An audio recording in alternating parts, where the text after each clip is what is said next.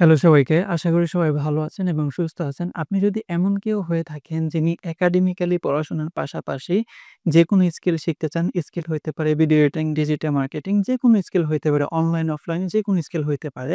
তাহলে আজকের ভিডিওটা আপনার জন্য।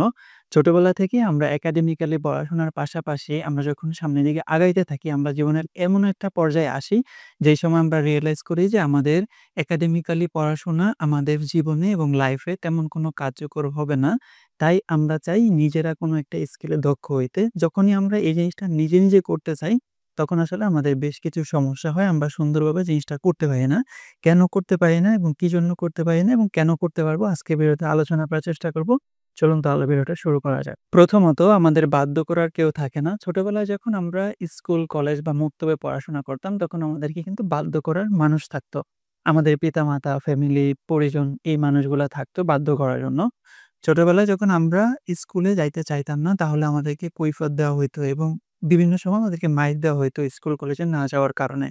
এবং আমরা যখন সন্ধ্যাবেলা পড়তে না বসতাম, তখনও কিন্তু আমাদেরকে জোর করা হইতো রাত ১২টা-১টা পর্যন্ত যাতে আমরা পড়ি। এইজন্য আমাদেরকে প্রেশার দেওয়া হইতো, বাধ্য করা হইতো। এখন যখন আপনি একাডেমিক্যালি পড়াশোনা করতে, করতে এসে এমন একটা সময় বুঝতে পারছেন যে একাডেমিক্যালি পড়াশোনা আমাদের জীবনে তেমন একটা কাজে আসবে না। এজন্য আমাদেরকে কি করতে হবে? একটা যেকোনো স্কিলে দক্ষ হতে হবে এবং এই জিনিসটা আপনাকে কিন্তু এখন নিজে, নিজেই করতে হয়। কারণ আমরা যখন ভিডিও এডিটিং শিখি তখন আমাদের মা-বাবা জানে না যে ভিডিও এডিটিং কি? বা কম্পিউটার ব্যবহার করে যখন আমরা কোনো একটা দক্ষতা অর্জন করতে চাই, তারা কিন্তু এই জিনিসগুলা জানে না। যেহেতু জানে না, এই কারণেই হচ্ছে আমাদেরকে বাধ্য করার কেউ নাই। এই জায়গাটাই হচ্ছে আমাদের ব্যাপক একটা গ্যাপ হয়ে যায়। যদি আমাদের বাধ্য করার কেউ থাকে তাহলে আমরা জিনিসটা সহজে শিখতে পারি। যেহেতু একাডেমিক্যালি পড়াশোনার ক্ষেত্রে আমাদেরকে বাধ্য করার মানুষ ছিল। দেখুন আপনি যখন ডিজিটাল মার্কেটিং শিখেন অথবা ভিডিও এডিটিং শিখেন, তখন এই জিনিসটা আপনি ১ মাসে শিখলেন নাকি ১ বছরে শিখলেন নাকি ৬ মাসে শিখলেন নাকি ৬ বছরে শিখলেন, এতে কারো কিছু যায় আসে না। আপনি যদি ডিজিটাল মার্কেটিং ৬ মাসে শিখে ফেলেন তাহলে কেউ বলবে না, "ওহ! তুমি তো ৬ মাসে শিখে ফেলছো, বেশ ভালো।" আপনি যখন ৬ বছরের জিনিসটা শিখবেন তখন কেউ বলবে না, "ধুরো তুমি এই জিনিসটা শিখতে ৬ মাস লাগছে।" কেউ আপনাকে বাধ্য করবে না এই জিনিসটা শেখার জন্য। এজন্য আমরা কি করতে পারি? এজন্য একটা সলিউশন আমি নিজে তৈরি করছি। সেটা হচ্ছে যে আমি যেই জিনিসগুলা শিখবো, এই জিনিসগুলা আমি অন্যকেও শেখাবো। মানে নিজে শেখার জন্য আমি অন্যকে শেখাবো। এতে যে জিনিসটা হবে, ধরুন কিভাবে হইতে পারে? এই জিনিসটা এভাবে হইতে পারে যেমন আমি ডিজিটাল মার্কেটিং শিখতেছি এবং এই ডিজিটাল মার্কেটিং এর ১ম ক্লাসে আমি যে জিনিসগুলা শিখলাম, এই জিনিসগুলাই আমি জাস্ট আমার ফোনের ক্যামেরাটা অন করব। অন করার পরে এই জিনিসগুলাই আমি যা, যা শিখছি এই জিনিসগুলা হচ্ছে আমি সুন্দর করে ক্যামেরাতে বলতে থাকবো। আমি YouTube এ, Facebook এ আপলোড করি বা না করি এটা সম্পূর্ণ আমার ব্যক্তিগত ব্যাপার। বাট আমি যা শিখছি এই জিনিসগুলো আমি কি অন্য কাউকে শেখানোর উদ্দেশ্যে আমি ভিডিও তৈরি করব এবং আমার রিকমেন্ডেশন থাকবে যে আপনি অনলাইনে যেকোনো একটা প্ল্যাটফর্মে আপনার ওই রেকর্ডেড ভিডিওটা আপলোড করেন। এতে যে জিনিসটা হবে, আপনি যে জিনিসগুলো শিখছেন একটা ক্লাসের ভিতরে সেটা অনলাইনে যে হইতে পারে, সেটা অফলাইনে যে হইতে পারে। যখন ওই জিনিসগুলো শিখছেন এবং আপনি যখন ওই জিনিসটা নিয়ে একটা ভিডিও তৈরি করতে যাবেন, তখন আপনি ওই জিনিসটা নিয়ে আরেকটু রিসার্চ করবেন। যা শিখছেন তার ভিতরে আপনি Google এ, YouTube এ আরেকটু রিসার্চ করবেন। রিসার্চ করার পরে আপনি আরো যেই জিনিসগুলো শিখছেন, এই জিনিসগুলা নিয়ে যখন আপনি একটা ভিডিও তৈরি করা শুরু করবেন, তখন আমি যে কথাগুলা বলতেছি, এই কথাগুলা আমার মাথার ভেতরে লাইন বাই লাইন কিন্তু তৈরি হইতেছে। অ্যান্ড দেন আমি বলতেছি। এতে করে যে জিনিসটা হবে, আমরা যে জিনিসটা শিখতে চাই, এই জিনিসটা নিয়ে আমাদের রিসার্চ করা হইলো এবং যে জিনিসটা আমরা মনে রাখতে চাই, এই জিনিসটা আমাদের মাথার ব্রেইনের ভিতরে কিন্তু গেঁথে গেল। এতে করে আমাদের বেনিফিট কিন্তু অনেকাংশে হয় যদি আমরা কনটেন্ট তৈরি করি এবং কনটেন্ট তৈরি করে আমরা অনলাইন প্ল্যাটফর্মে আপলোড করি।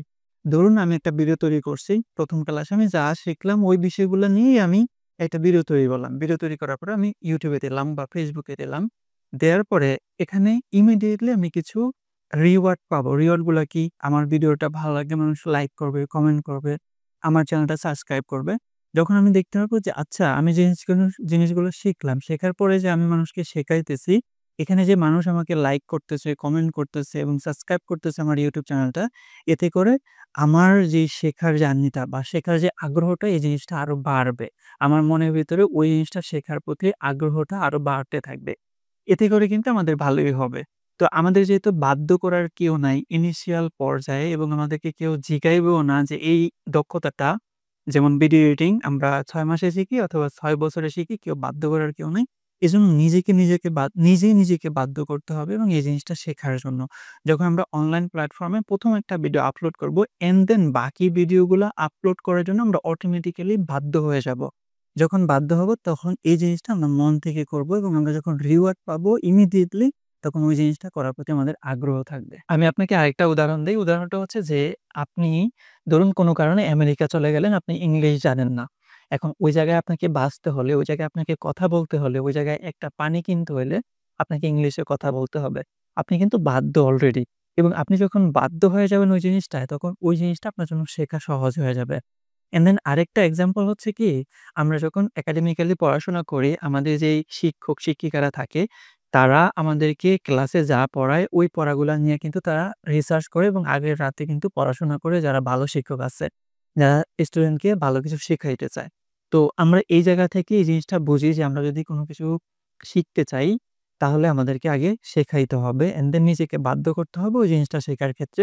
এবং ২য় যে সমস্যাটা হয় সেটা হচ্ছে যে আমরা যখন কোনো কিছু একটা শিখতে চাই, তখন এই জিনিসটা আসলে টেমপ্লেটে ডিজাইন করা না। আমরা ছোটবেলা থেকে যখন একাডেমিক্যালি পড়াশোনা করি, ওই জিনিসগুলো আসলে টেমপ্লেটে ডিজাইন করা থাকে।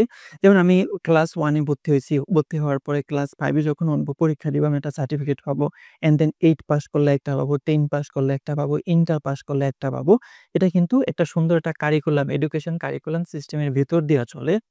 আমরা ছোটবেলা থেকে যেহেতু এরকম একটা কারিকুলামে অভ্যস্ত এবং আমরা রিওয়ার্ড পেতে যাই। যেমন 5 এ আমি 4 পয়েন্ট পাইলাম। আমাকে একটা স্যাটিসফ্যাকশন দিল সামনের দিকে আগানোর জন্য। 6, 7, 8 এ যে আমি একটা পরীক্ষা দিছি, একটা সার্টিফিকেট পাইছি। প্লাস আমি জানলাম যে আমার মেধা কতটুকু পয়েন্টের ভিত্তিতে। এতে করে যে জিনিসটা হয়, আমরা তো ছোটবেলা থেকে ওই টেমপ্লেটের ভিতরে আটকেয়া যাই। টেমপ্লেটের ভিতরে আটকেয়া যাওয়ার পরে টেমপ্লেটের বাইরে যেয়ে আসলে কোনো কিছু শেখা আমাদের জন্য সহজ হয় না। আমি জানি আমি যদি আর্টস নিয়ে পড়ি আমি কি হইতে পারবো? আমি যদি কমার্স নিয়ে পড়ি আমি কি হইতে পারবো? আমার ডাক্তার হইতে হলে কি করতে হবে? লয়ার হইতে হলে কি করতে হবে? ক্লাস 1 থেকে শুরু করে গ্রাজুয়েট কমপ্লিট পর্যন্ত একটা টেমপ্লেটে ডিজাইন করা থাকে। এই জায়গায় আসলে আমাদের সবচাইতে বড় প্রবলেমটা, টেমপ্লেটের বাইরে যেয়ে কোনো কিছু শিখতে গেলেই আমাদের আসলে ওই জায়গায় হতাশা কাজ করে। আমরা ইমিডিয়েটলি কিছু রিওয়ার্ড পাই না এবং এই জিনিসগুলা শিখতে যেহেতু বেশি সময় লাগে, এক্ষেত্রে জিনিসটা আমরা মানি কন্টিনিউ করতে পারি না একেবারে এই জিনিসটা প্রপারলি শেখার ক্ষেত্রে। এবং 3rd নাম্বার সমস্যা হচ্ছে এই স্কিল শিখে আপনি নিজেকে যাচাই করতে পারবেন না যে আপনি কতটুকু মেধাবী বা কতটুকু শিখতে পারলেন। যেহেতু আমরা ছোটবেলা থেকে পজিশন পেতে আসছি, যেমন যার রোল নাম্বার ১ সে অনেক মেধাবী, যার রোল নাম্বার ৩২ সে কম মেধাবী, যার জিপিএ 4.50 সে অনেক বেশি মেধাবী কম্পেয়ার টু যার জিপিএ 3.50। আপনি ভিডিও এডিটিং এ কতটা স্কিলড এবং ডিজিটাল মার্কেটিং এ কতটা স্কিলড, এটা পরিমাপ করার একটাই ওয়ে আছে, সেটা হচ্ছে আপনি কত বেশি প্রবলেম সলভ করতে পারেন। আপনি যত বেশি প্রবলেম সলভ করতে পারবেন, আসলে আপনি ওই বিষয়ে তত বেশি স্কিলড। সো এই হচ্ছে মোটামুটি আমাদের আজকের এই ভিডিওটা। যদি আপনি কোনো কিছু স্কিল শিখতে চান, তাহলে এই সমস্যাগুলো আছে। এই সমস্যাগুলাকে আপনি কিভাবে সমাধান করবেন, এই জিনিসটা নিয়ে আপনাকে হচ্ছে ভাবতে হবে। বাট আমার মনে হয় যে কোনো একটা স্কিল শেখা একটু ধৈর্যের দরকার আছে এবং ধৈর্য যখন আপনি ধরবেন, ওই জিনিসটা আপনি শিখতে পারবেন এবং চেষ্টা করবেন ওই জিনিসটা শেখার ক্ষেত্রে বাধ্য করা যায় কিনা নিজেকে। যদি আপনি বাধ্য করতে পারেন নিজেকে, তাহলে ওই জিনিসটা আপনার খুব সহজে শেখা হয়ে যাবে। এবং নিজের কাছে নিজের মাঝে মধ্যে খারাপ লাগে যে ছোটবেলা থেকে যেরকম টেমপ্লেটের ভিতর দিয়া চলে আসছি এতগুলা বছর পর্যন্ত, আসার পরে যখন দেখি যে ওই জিনিসগুলো আসলে বাস্তব লাইফে কোনো কাজে লাগবে না। ছোটবেলা থেকে এত কষ্ট করলাম, এত পড়াশোনা করলাম, এত হোমওয়ার্ক জমা দিলাম এবং কন্টিনিউ স্কুল কলেজে যাইলাম আসলাম। বাট ওই জিনিসগুলো আসলে বাস্তব লাইফে কাজে কোনো কিছু আসবে না। বাট অনেক কিছু শিখছি যে জিনিসগুলো হচ্ছে পরবর্তী জীবনে কাজে লাগবে। কিভাবে কথা বলতে হয় মানুষের সাথে, বেসিক আন্ডারস্ট্যান্ডিং। বাট ফিজিক্যালি কোনো কাজ শিখা হয় নাই। একাডেমি কোনো কিছু শেখায় নাই ওরকমভাবে। বাট এখন যখন নিজে কোনো কিছু শিখতে যাই, ওই যে ছোটবেলা থেকে টেমপ্লেটের ভিতর দিয়ে আসছি, ওইটা আসলে ছেড়ে বাহিরে যায়ে কিছু শিখতে আসলে খুব কষ্ট হয়।